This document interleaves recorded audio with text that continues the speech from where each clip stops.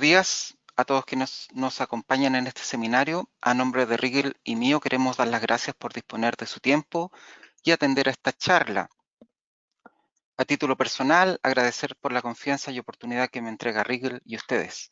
Esperemos unos segundos para que se integren más personas. Mientras tanto, por favor, contesten esta pequeña encuesta y vamos a dar inicio a la presentación.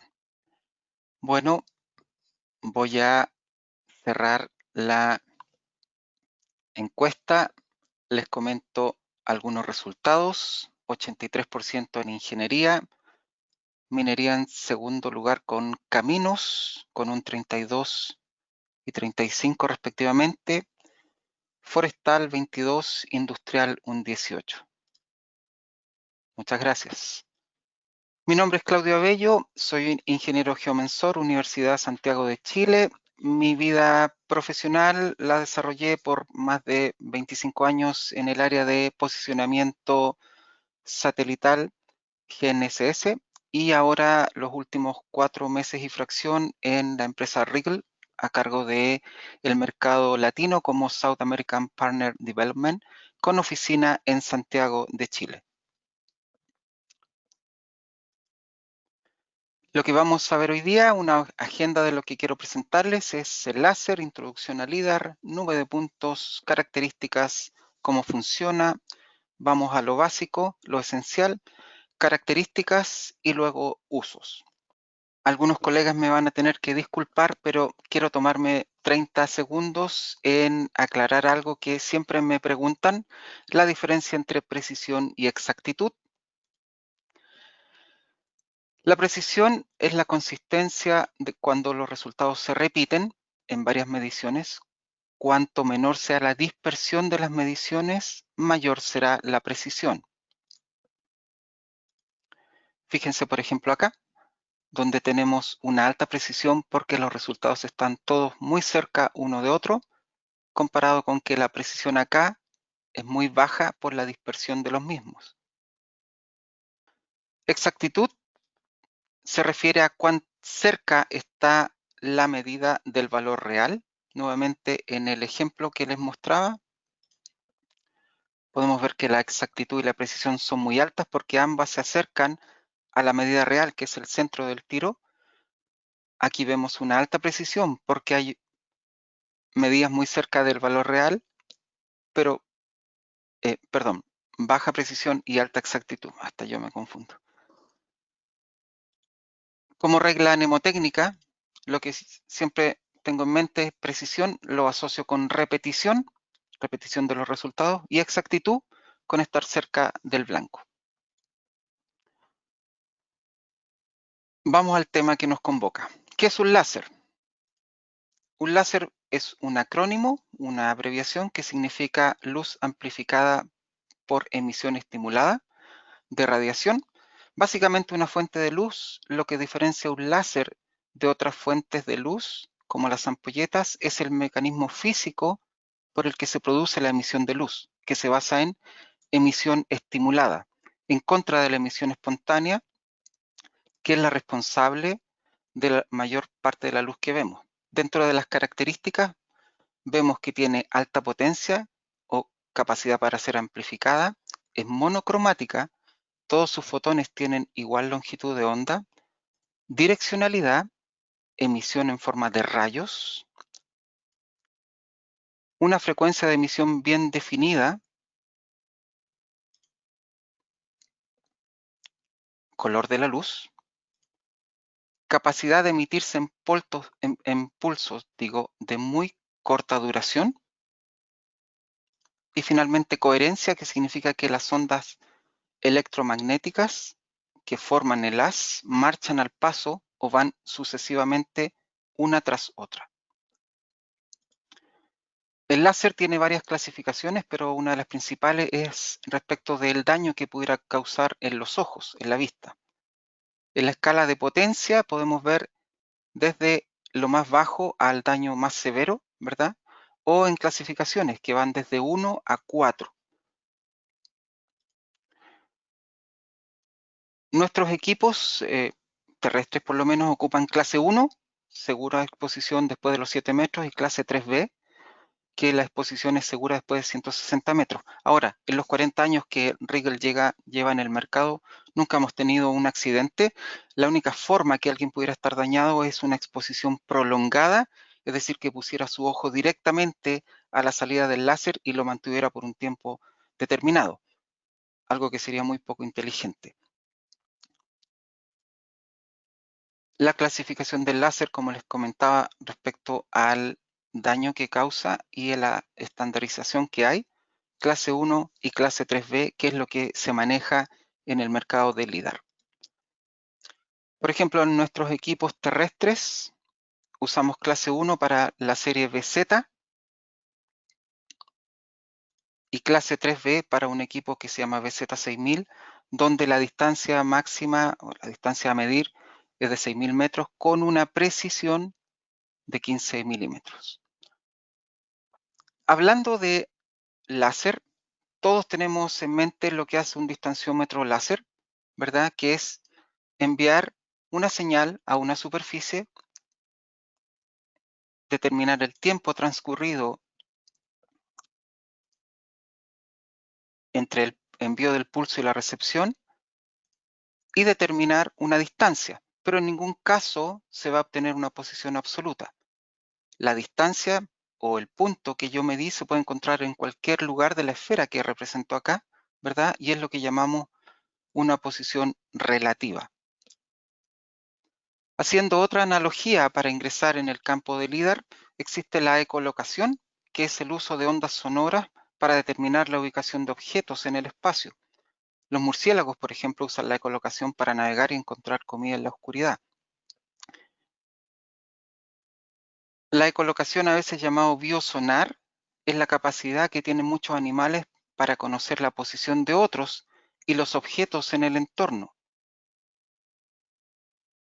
similar a cómo funciona un radar, pero la diferencia es que el radar está enviando ondas en el aire y el sonar ondas bajo el agua.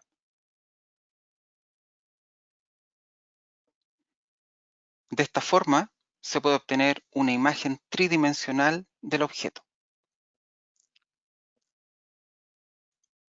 Bueno, LIDAR se parece en ciertos aspectos al radar. Es un acrónimo que significa detección de luz y rango, pero mientras que los sistemas de radar utilizan ondas de radio, LIDAR utiliza ondas de luz. Es un potente sistema de recopilación de datos que proporciona información 3D para un área de interés o un área de proyectos.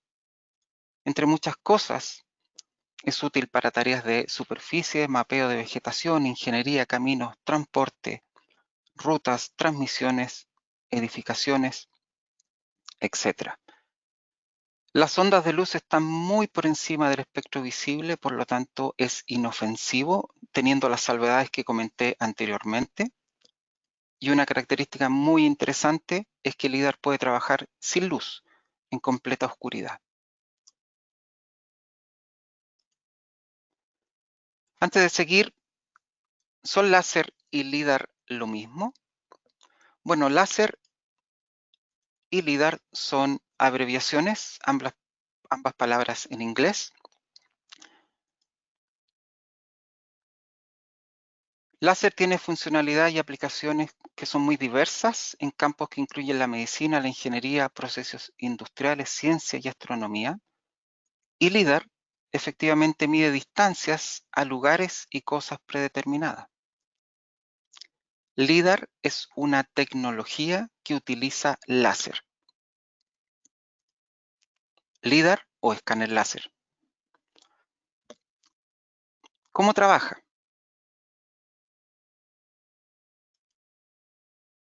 En esta imagen vemos un emisor de láser, un espejo que está rotando y enviando un pulso de láser, los cuales son enviados a velocidad de luz contra cualquier superficie visible. El láser dispara pulsos que se miden en kilohertz, donde, por ejemplo, 100 kilohertz significa 100.000 pulsos o mediciones por segundo. Al chocar rebotan y son recepcionados nuevamente por el equipo, el cual determina la distancia y ubicación respecto del equipo emisor. Pueden ver aquí, perdón, pueden ver aquí como la fuente de láser está chocando contra las paredes. Existe un objeto circular dentro de esta superficie.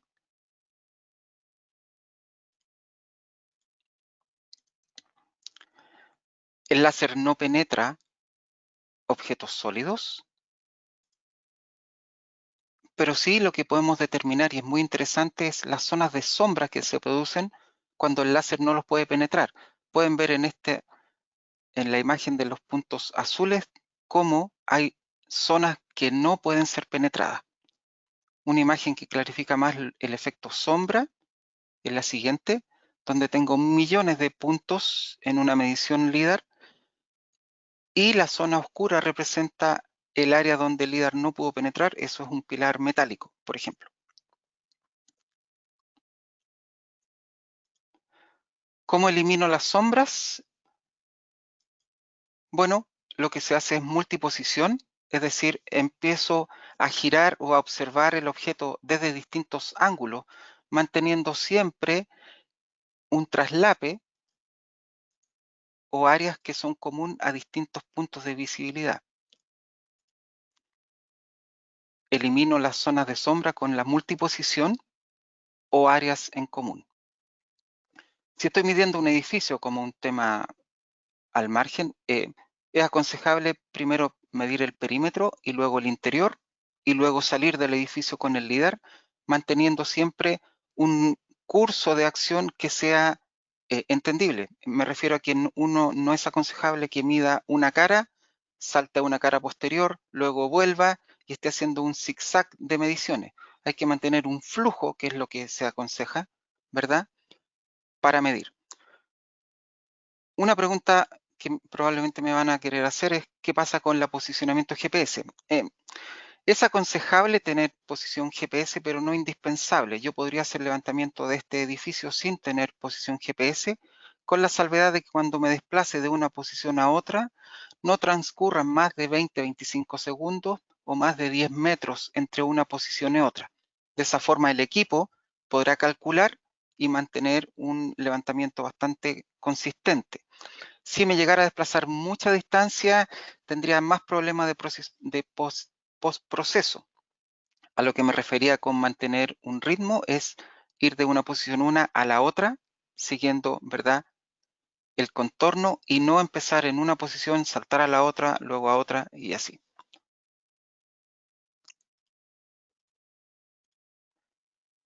Para que se hagan una idea, una posición o que el LIDAR mida tarda aproximadamente 45 segundos por posición. Podemos enviar 500.000 pulsos por segundo más fotografía. Esto es interesante. Un operador trabajando 8 horas podría hacer más de 400 posiciones al día.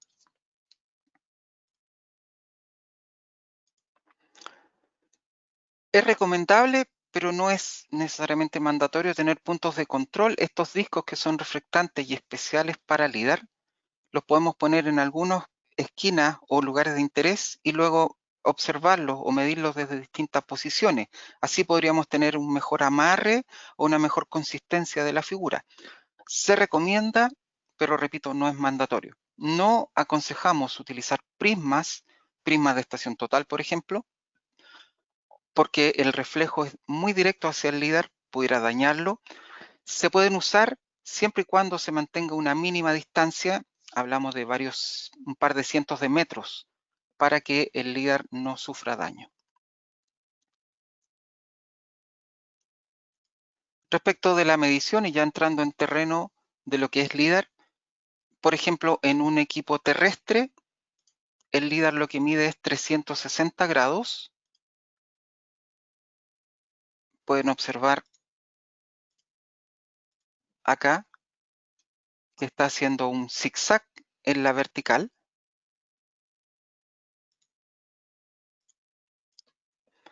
y está haciendo una amplitud de entre 60 y 100 grados. eso es el radio de trabajo o el radio de visibilidad que va a tener un LIDAR.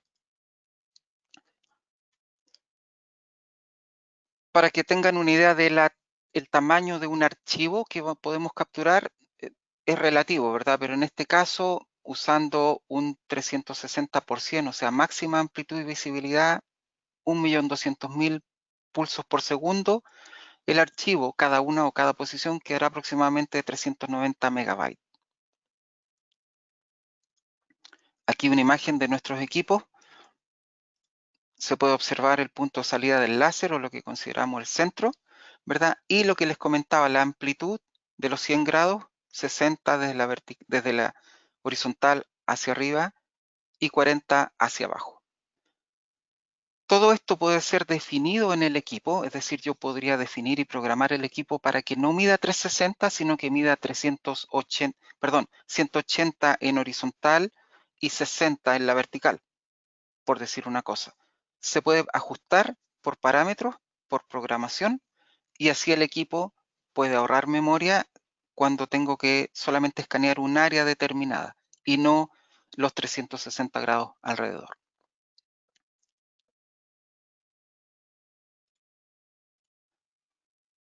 Ya se fijaron, el patrón de escaneo que hace un equipo terrestre es un zigzag, pero existen varios otros. Por ejemplo, el mayoritariamente usado en equipos aéreos es elíptico, donde es el espejo el que está rotando y genera esta elipse en terreno. El espejo en el terrestre rota y genera este zigzag, y de acuerdo a la forma del espejo, en este caso un polígono, podemos tener líneas paralelas.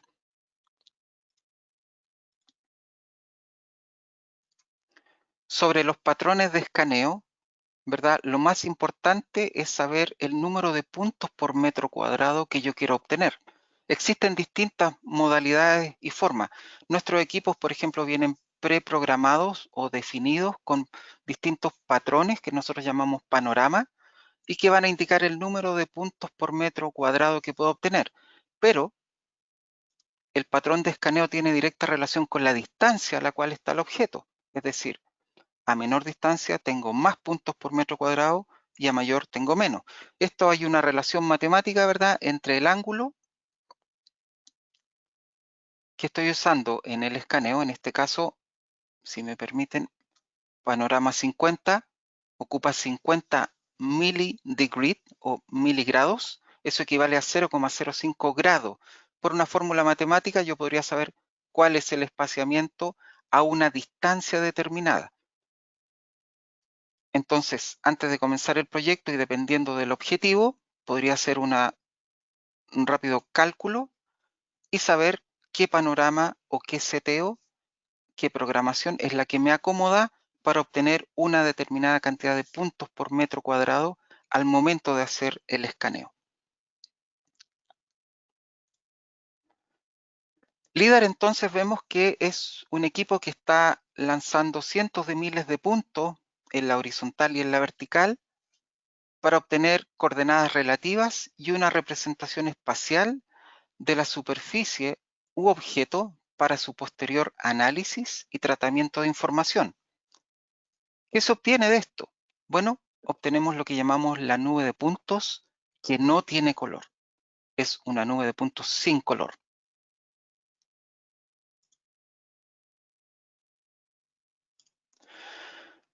Nube de puntos se refiere a un conjunto de nodos ubicados en un sistema de coordenadas tridimensional, la cual se caracteriza por una alta representatividad y precisión. Es lo que llamamos la materia prima para modelar y representar de mejor manera el entorno. Además de las coordenadas de cada punto de la nube, hay valiosa información adicional, así como marca de tiempo, amplitud, reflectividad, desviación de la forma del pulso, por ejemplo. Los colores que observamos aquí están asignados por atributo, no son colores reales, por atributo, los cuales voy a ver a continuación.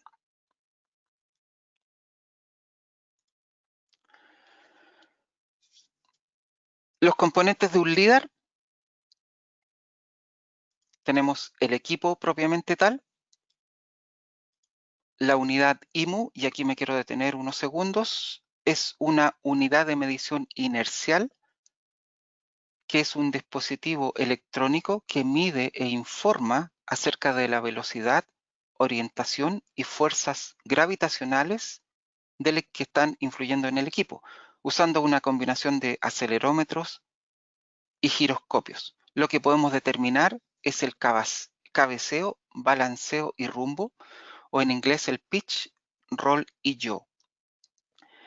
El IMU graba todo movimiento que ha experimentado el LIDAR al momento de estar midiendo y asigna una marca de tiempo a ese movimiento para luego tener nodos o puntos medidos, y cada uno con información sobre los desplazamientos que sufrió al momento de la medición para luego corregirlos.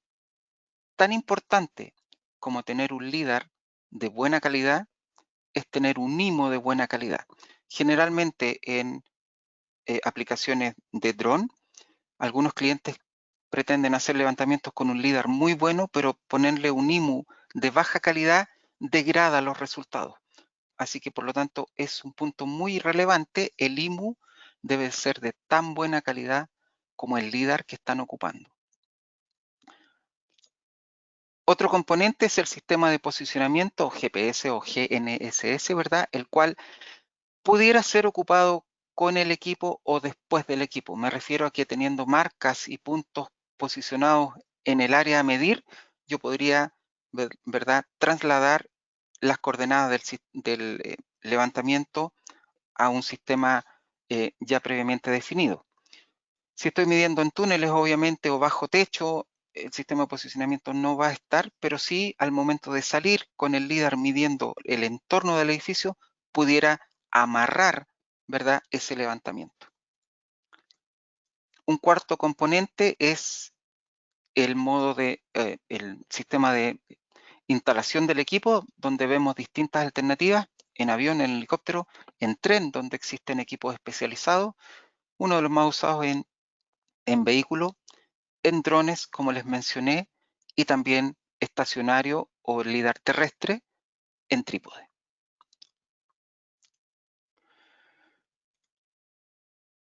Un atributo externo o un sensor externo que puedo adosar al equipo es imagen, ya sea en fotografía, en imagen termal o una cámara multiespectral,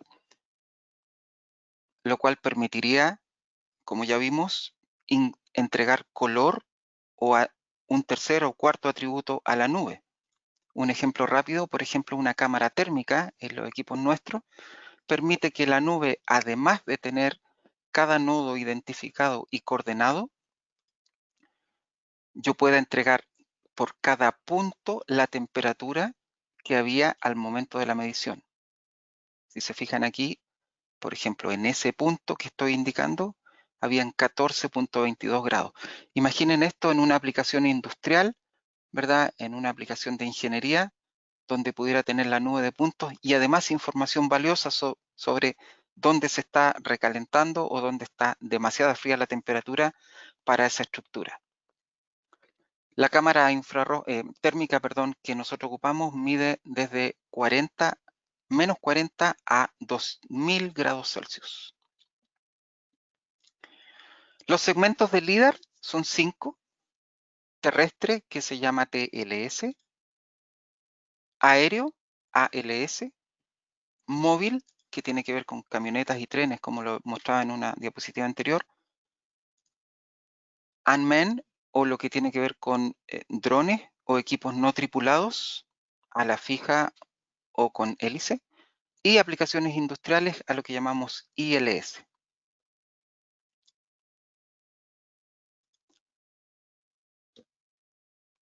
Ya les comenté sobre el LIDAR, ¿verdad? Sus segmentos, una breve reseña de lo que hace la nube de puntos, pero ¿cuál es el principio de funcionalidad?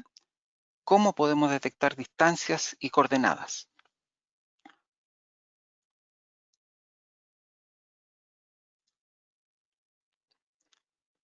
La determinación de distancia, que es lo fundamental en un LIDAR, ¿verdad?, se puede obtener mediante dos procesos. En industria existen dos formas para determinar esta distancia utilizando el láser. La primera es la que llamamos el tiempo de vuelo o el wavelength o la largo de onda, en donde disparamos un pulso de láser y medimos el tiempo entre que ese pulso acotado va y vuelve para determinar la distancia al objeto. Por eso llamamos el tiempo de vuelo. Pero una segunda alternativa existe también, que es lo que se denominan los equipos de fase. El equipo de fase, en lugar de usar un láser en un disparo, lo utiliza como fuente continua y está constantemente disparando el láser. Lo que ocurre es que los fotodetectores pueden formar una curva sinusoidal de la señal y la distancia al objeto se puede encontrar al comparar la diferencia de fase entre el láser enviado y el láser recibido. Aquí estamos calculando la distancia por un método indirecto. Es tremendamente importante indicar que los equipos que utilizan el método de fase solamente pueden obtener la intensidad del láser cuando regresa y una marca de tiempo. Estos equipos dependen tremendamente de las condiciones ambientales. Por decir algo, la escala en que trabajan es de 0 a 225, en la escala del blanco a negro. En cambio, cuando estamos midiendo el largo de la onda, lo medimos en decibeles. Como ustedes saben, decibel es una escala logarítmica donde indudablemente la medición o la escala de medición es miles de veces más grande que 0 a 225. Es decir, tenemos más información, quizás millones de veces más información que al medir con fase. Respecto de la precisión de un sistema y otro, largo de onda, tiempo de vuelo versus fase, los equipos que miden fase tienen muy buena precisión, pero en distancias muy acotadas.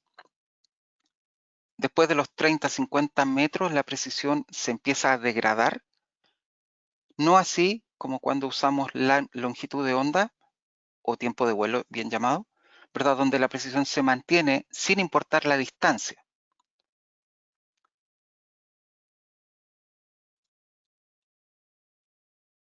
Y como les comentaba, con la longitud de onda podemos determinar marcas de tiempo, intensidad, calibración, refractancia, todas estas características que podré mencionarles detalladamente en un par de transparencias más, diapositivas más.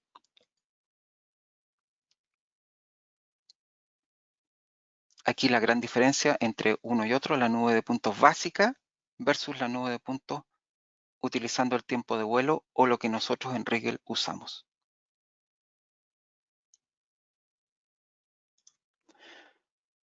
Vámonos a lo básico. ¿Cómo es que medimos el tiempo? ¿En qué consiste esta medición de tiempo? Bueno, imaginemos el láser como una fuente de energía que está disparando pulsos. Este pulso, imagínenlo como un conjunto de fotones, cientos de miles de millones de fotones disparados en un acotado pulso. Como les decía anteriormente, una de las características del láser es que lo puedo disparar en pulsos muy acotados, los cuales salen disparados a velocidad de luz hacia un objeto. Podemos ver que algunos se dispersan en ángulos que son eh, eh, que no voy a poder recuperar. Sin embargo, hay una cantidad no menor que regresa al equipo y puede ser leída. La diferencia que vemos entre pulso y eco. Al tener esta característica de mandar pulsos cortos y utilizar el tiempo de vuelo, podemos tener lo que llamamos el multitarget, podemos tener la desviación de la forma del pulso, la amplitud y la refractancia, al margen de tener coordenado y poder ingresar color siempre que tuviera un sensor externo, como había mencionado de las cámaras.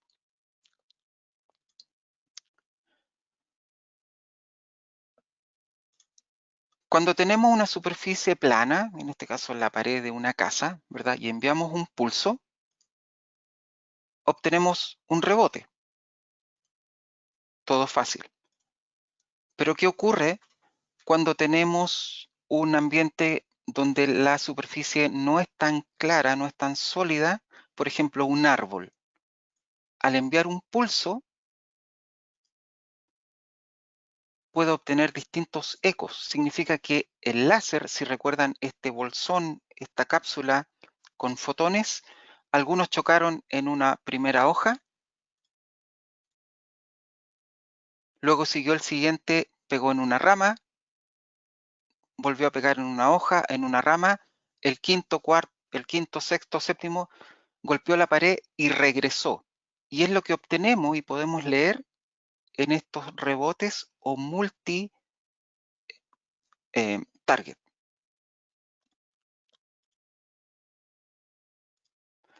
El multitarget es muy utilizado y una de las características básicas de un LiDAR. Por ejemplo, vemos acá un bosque de bambú totalmente impenetrable para fotografía. Por ejemplo, la línea roja indica un perfil que quiero hacer en el cual puedo obtener la capacidad y puedo discriminar, ¿verdad? Por altura hasta tener fotones que llegaron al terreno y me pueden determinar dónde está el suelo. Los equipos Rigel pueden recibir terrestre 15 ecos o 15 targets por pulso. Otro ejemplo muy interesante, esta es una faena minera, la cual puso malla para evitar derrumbe y al hacer un perfil, nuevamente la línea roja, puedo determinar utilizando esta función dónde está el terreno y dónde está la malla. Si se fijan, primer target está en amarillo, luego en celeste y así sucesivamente.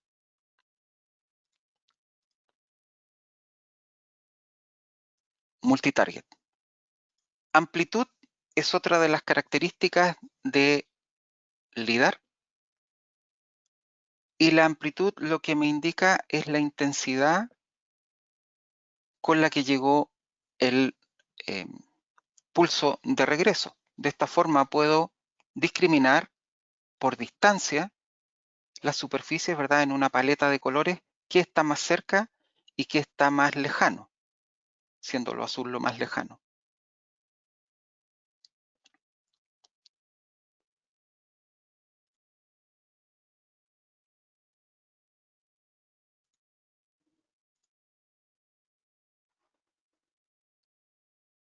El proceso de medir la onda completa o la forma de la onda, lo que hacemos es enviar un pulso análogo que es recibido de regreso, como les mostraba en esa imagen donde sale despedido un montón de fotones y regresan algunos.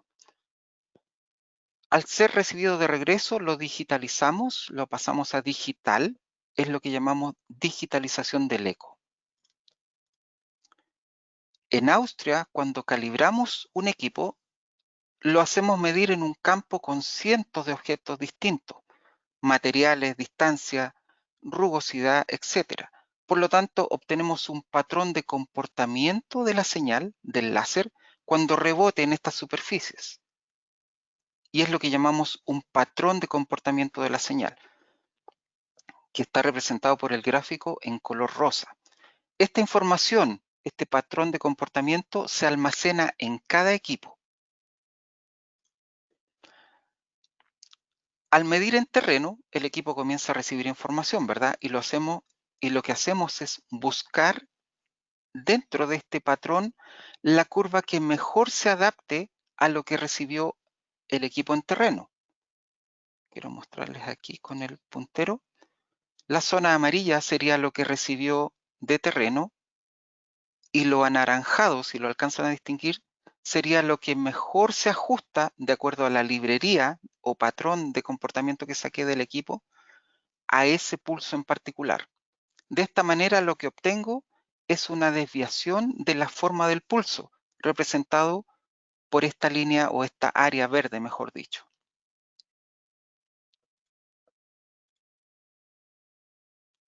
Recuerden que el láser se va a comportar igual en superficies de la misma naturaleza, sin importar la distancia.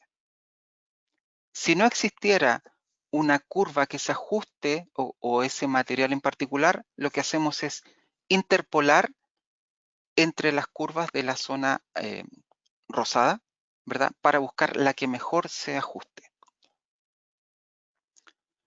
De esta forma, lo que hacemos es poder determinar el ruido, o malamente dicho, la basura que podemos obtener de terreno.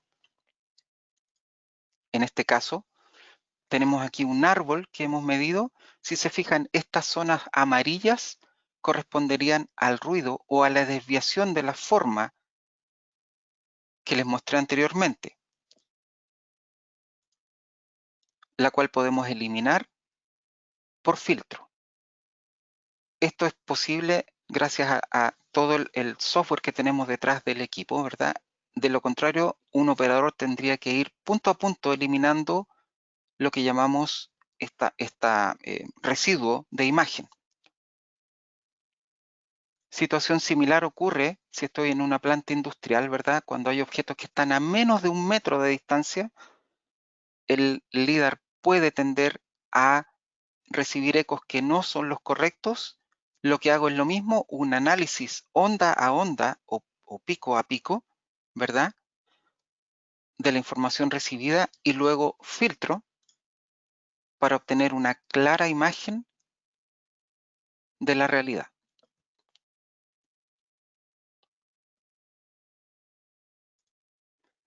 Otra de las características importantísimas dentro de un LIDAR es lo que llamamos refractancia, que tiene que ver cómo se comporta el LIDAR con una superficie sin importar la distancia, es independiente.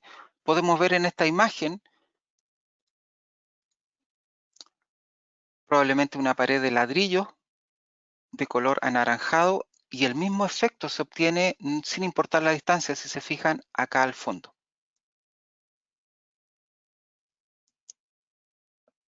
Esto es muy importante para hacer análisis de superficie, discriminación de distinto tipo. Un ejemplo muy interesante es el que les muestro a continuación, donde pintada con una fotografía, ¿verdad?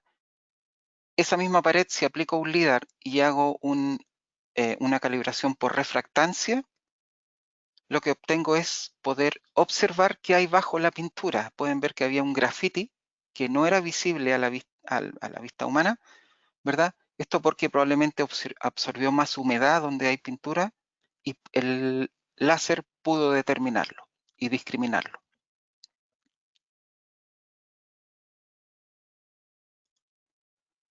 Otra imagen interesante es esta donde vemos esta casa de ladrillo, pero si se fijan en el círculo rojo, con LIDAR estoy viendo distinta tonalidad.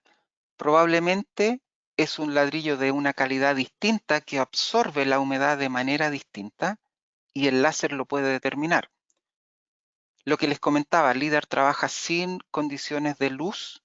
Pueden ver que en LIDAR no vemos sombra como en fotografía. Con este filtro de refractancia yo podría empezar a determinar zonas de humedad, podría determinar objetos que tienen un mismo origen, es decir, ladrillo, donde hay más ladrillo, donde hay metal, porque el láser se va a comportar exactamente igual sin importar la distancia. En este caso, por ejemplo, la alta humedad implica baja refractancia, por eso la puedo discriminar.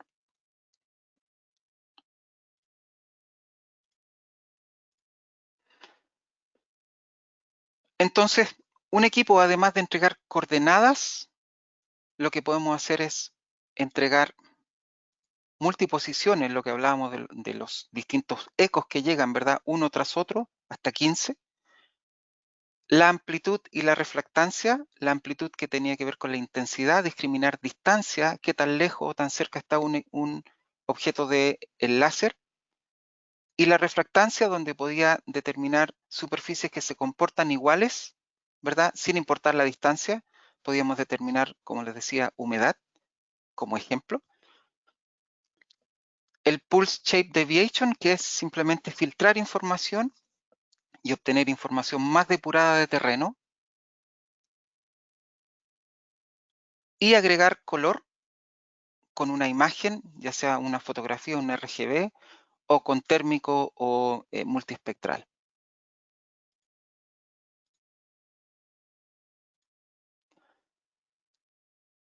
Pulsos por segundo versus ecos. Otra pregunta también que me hacen muchos clientes.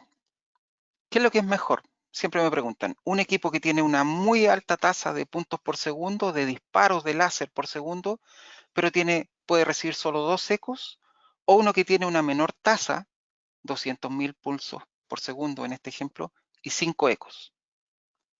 Bueno, la respuesta es muy sencilla, depende del uso.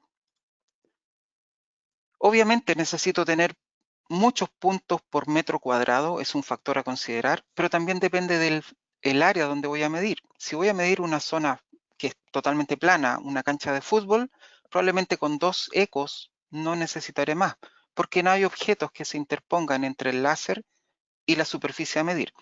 Pero si estoy midiendo en un bosque o en una zona más densa en medio de la ciudad, sí necesito tener una mayor cantidad de retorno y ser capaz de discriminar más ecos. En este caso, en el ejemplo que les decía, 200.000 pulsos por segundo y 5 ecos será más valioso para un levantamiento de bosques que los 600.000 puntos, ¿verdad? Por la naturaleza y el objetivo final del levantamiento o del trabajo que voy a hacer.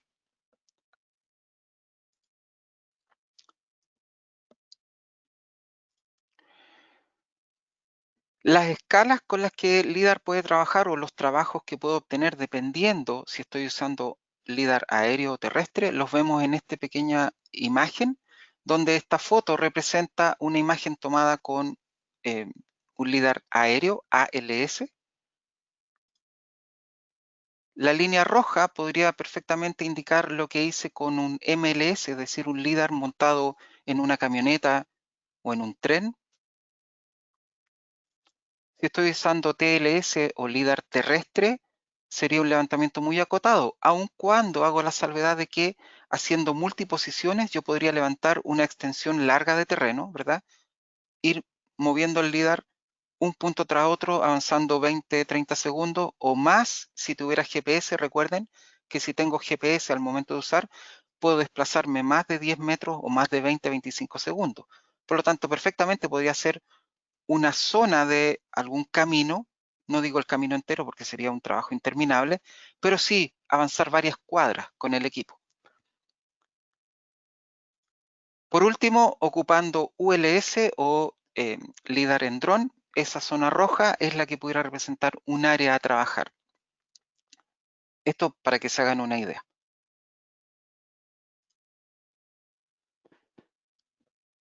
Un ejemplo claro y práctico sobre lo que les comentaba hace un momento sobre el Pulse Shape atributo o el atributo de la forma del pulso, ¿verdad? Esta medición LiDAR fue hecha en un día de lluvia, mucha lluvia, ¿verdad? No sé si alcanzan a notar que el equipo en su pantalla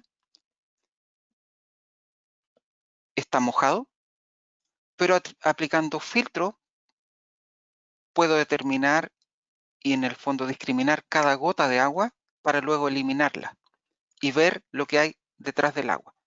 Pero va a depender de qué tanta agua está cayendo. Recuerden que estamos disparando un láser y si es mucha el agua que está cayendo, es mucho el polvo, es mucha la humedad, el láser no va a poder penetrar y vamos a tener un rebote antes de que llegue a la superficie que queremos medir. Batimetrías con LiDAR sí se pueden hacer. Tenemos un equipo, por ejemplo, el 840, que se monta sobre un dron. Lo que hace es disparar un láser. Podemos tener el retorno en la superficie del agua y en el fondo del agua y de esta manera obtener, por ejemplo, una batimetría con topografía en un solo equipo, con un solo equipo. La pregunta que viene es, ¿qué profundidad puede medir un LiDAR? Bueno, depende. Y aquí es donde entra un concepto que se llama el disco de Secchi, que es un disco de 30 centímetros de diámetro que inventó un señor hace varios años, que tiene que ver con la medida de transparencia del agua. Él dijo que cuando uno deja de ver el disco a la profundidad determinada por ese lugar en particular, es una unidad de Secchi.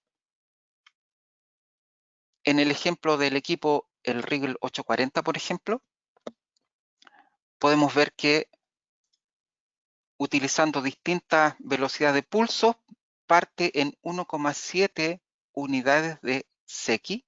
Es decir, si yo perdí el disco a 1 metro, este equipo podría medir 1,7 metros y llegar hasta 2,5 metros en ese lugar en particular. Entre paréntesis, en este caso, en estos equipos se usa un láser verde y categoría 3B, es decir, hay que tener un poco más de cuidado con el manejo. Entremos rápidamente en las aplicaciones, lo que es con drones. Aquí una aplicación forestal donde puedo tener alturas de bosque y puedo discriminar árbol con árbol. Aplicación terrestre o móvil, también dicha, el equipo montado sobre una camioneta. Fíjense que está en un túnel y como habíamos hablado por refractancia, podría ver las zonas donde hay más humedad, algo que no es visible a la fotografía ni al ojo humano, podría detectarlo con LIDAR. Lo que es terrestre, todo lo que es manejo minero, donde es un campo muy grande de aplicaciones.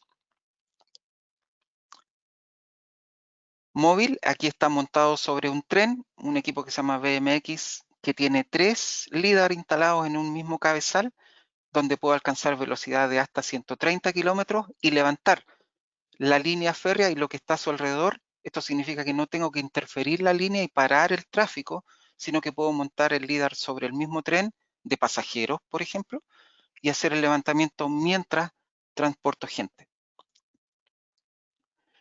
Determinar el DSM o el Digital Survey Model o el DTM, el modelo digital de terreno.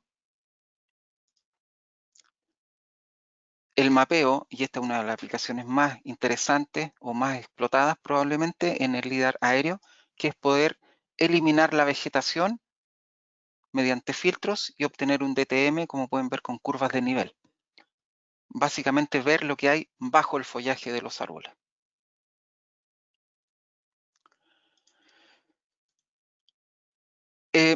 Un video que prefiero obviar para dar paso a las preguntas en algunos minutos más. Monitoreo de derrumbes, donde podemos ver, ¿verdad?, en 4 semanas cómo puedo discriminar. Recuerden que tengo una precisión de 5, 15 milímetros, por lo tanto puedo mapear las zonas que se están derrumbando y saber el movimiento que tienen, ¿verdad? Si es de centímetros, de metros. Esto es una faena minera. Aquí tenemos los frentes, ¿verdad? Cada galería y el derrumbe que se está produciendo o lo que estoy pudiendo determinar.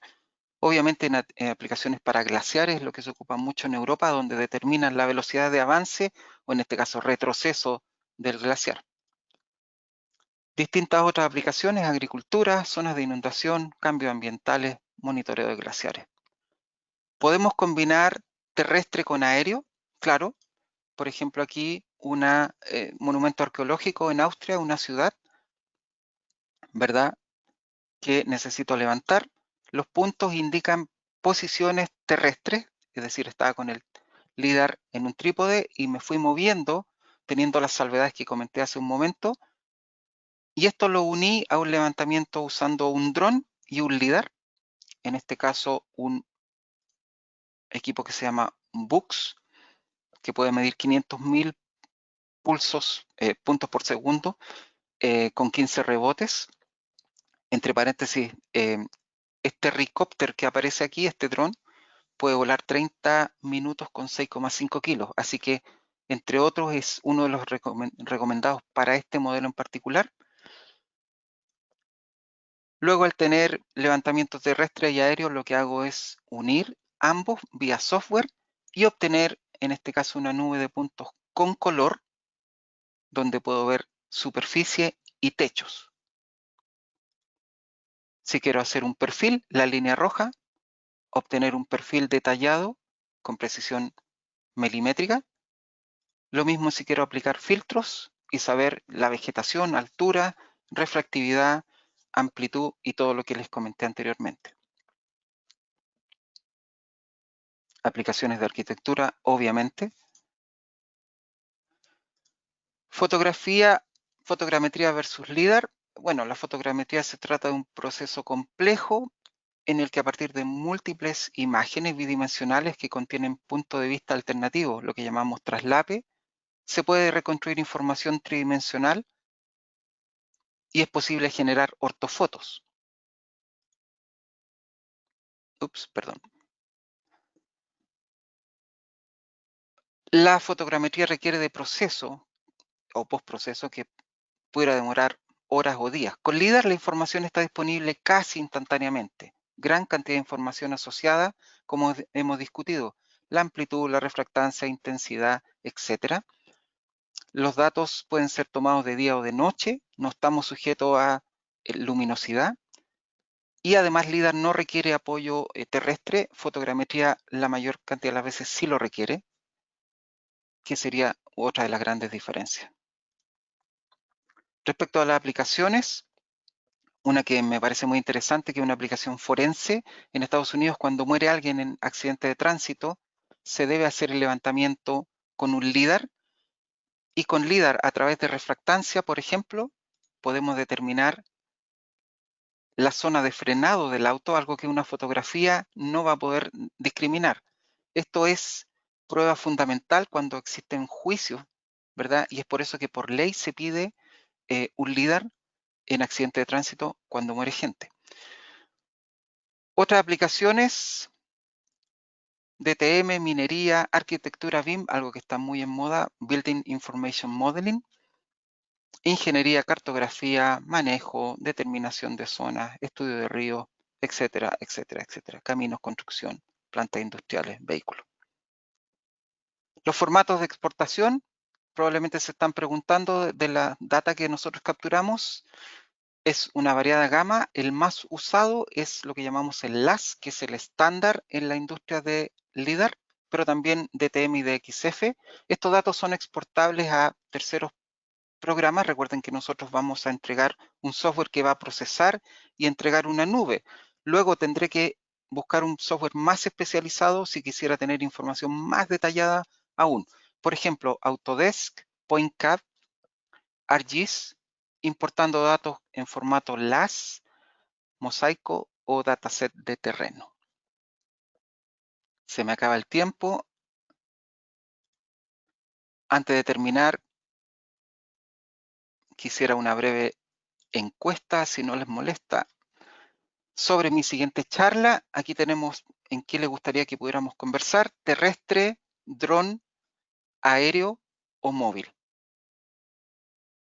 Mientras tanto, quisiera dar las gracias por el tiempo, por la paciencia, por la oportunidad. Me llena de orgullo haber tenido una alta concurrencia hoy día. La intención era mostrarles esta tecnología ya disponible. Probablemente vamos a tener poquito tiempo para preguntas. Voy a tratar de contestarlas. Sin embargo, si no alcanzo, anoten por favor mi correo y mi celular. Tengan plena confianza para contactarme en cualquier momento con su inquietud. Si algo no quedó claro, si necesitan que explique algo mejor, con todo gusto, vía teléfono, WhatsApp o correo, nos podemos coordinar. Voy a cerrar la encuesta.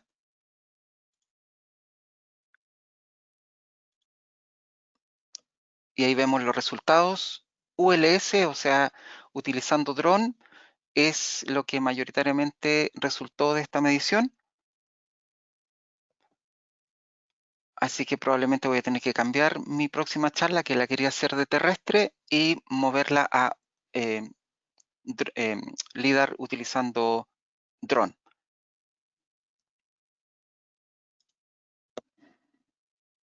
Ok, ¿les parece si vemos algunas preguntas? Y yo las voy a ir leyendo acá.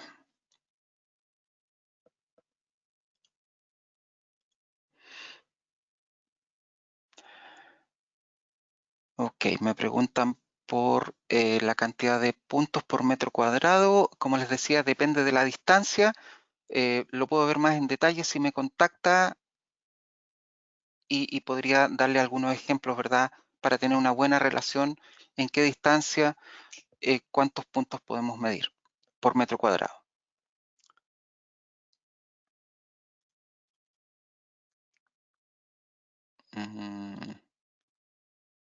El multiretorno, una explicación más sobre multiretorno. Un segundo. Y le muestro rápidamente nuevamente la imagen acá. Lo que hacíamos era enviar, ¿verdad?, un pulso, y el multiretorno tiene que ver con, imagínense, disparando cientos de pelotas de tenis contra alguna superficie donde existe un árbol de por medio antes que la pared. Algunas pelotas van a rebotar en el tronco, otras y van a devolverse al lugar de origen, otras en una rama, en una hoja, etcétera, y probablemente alguna va a poder traspasar entre medio de todos estos obstáculos que son el árbol y llegar a la pared y devolverse. De esa forma voy a poder tener retornos de todo lo que fue encontrando paso a paso el pulso láser en su camino hacia el objeto y regresar, ¿verdad? Esto es como recibir ecos.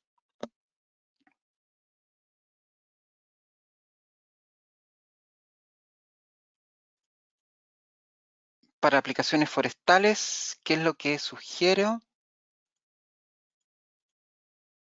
Eh, depende del objetivo. El equipo que les mostraba hace un momento en esta aplicación de esta ciudadela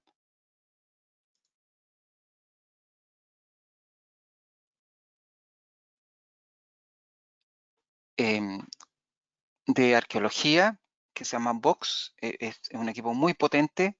El peso, y aquí es donde entra el cuestionamiento, el peso es un factor fundamental al momento de determinar qué dron voy a ocupar. Existen equipos más pequeños en nuestra línea, uno que llamamos Mini Box, donde el peso no supera los 2 kilos y fracción, en cambio el Box supera los 5,5 kilos. Ahí va a depender qué dron quiere usted asignar.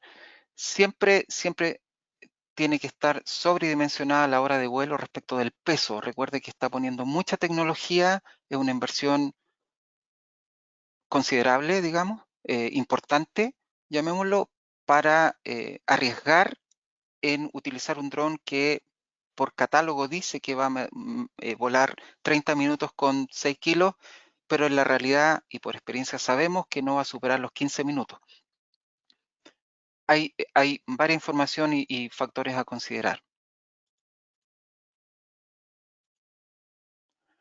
Imágenes LIDAR para generar modelos tridimensionales, sí, justamente lo que les hablaba de la nube de puntos. Un segundo y salto rápidamente a esa información. En esta nube de puntos, todo nodo o todo punto tiene una coordenada X y Z, además de tener los atributos que estuvimos mencionando por un tiempo: amplitud, refractancia, marca de tiempo, la desviación del pulso, etcétera. Por lo tanto, sí está la nube de puntos con LIDAR totalmente definida, pero además existe esta otra información que me permite, utilizando filtros, poder hacer discriminación de objetos y llegar al punto de, como mostraba en una de las diapositivas, eliminar todos los árboles y quedarme con el DTM.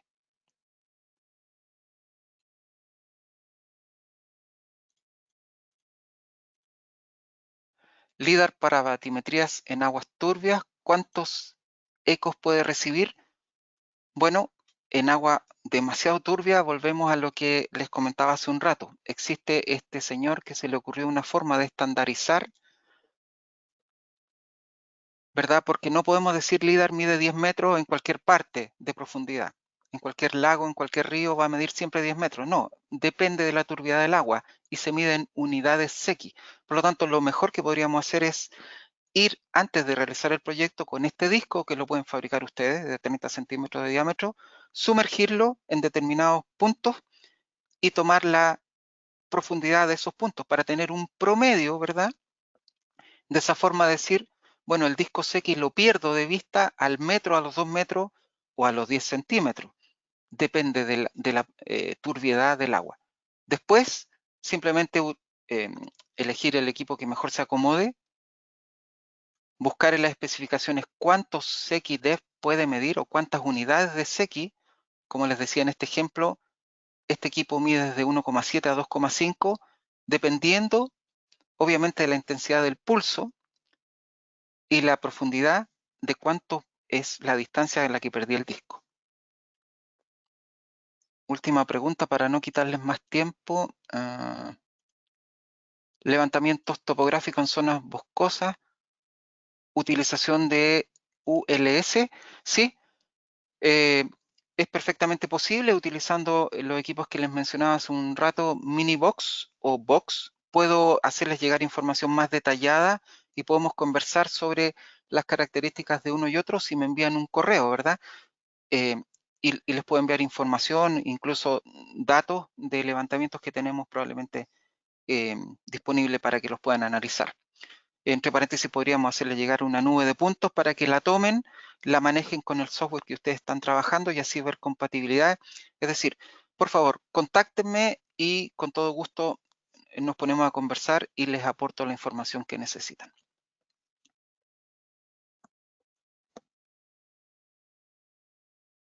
Bueno, creo que es todo por ahora. Nuevamente, agradecer su asistencia. Muchas gracias. Y nos vemos pronto con una presentación de LIDAR en dron, de acuerdo a la encuesta que hicimos. Muchas gracias, muy amables.